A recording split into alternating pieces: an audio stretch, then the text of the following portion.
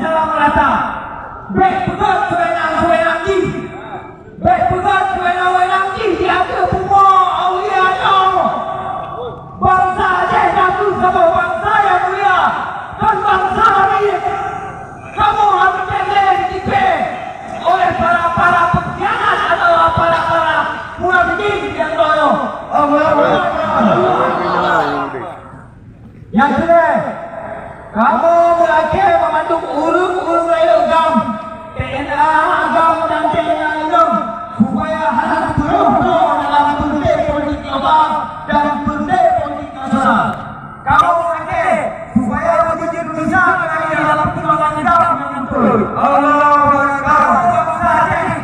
Nanti kamu menuntut asal pembuatan undang-undang dasar 1945 untuk Angkoromo merdeka dan maju hak segala bangsa dan memandu penjajahan lagi untuk jatuh supaya dijaga karena hak sesuai dengan hak-hak manusia dan hak sesuai dengan keadilan.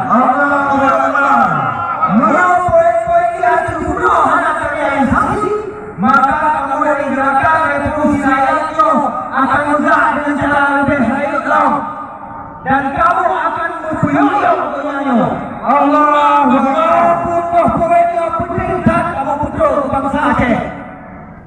Yang putuh poin yang penting dan kamu putus bangsa Aceh Indonesia, ulung-ulung raya kam dan ke bangsa Aceh bangsa bangsa.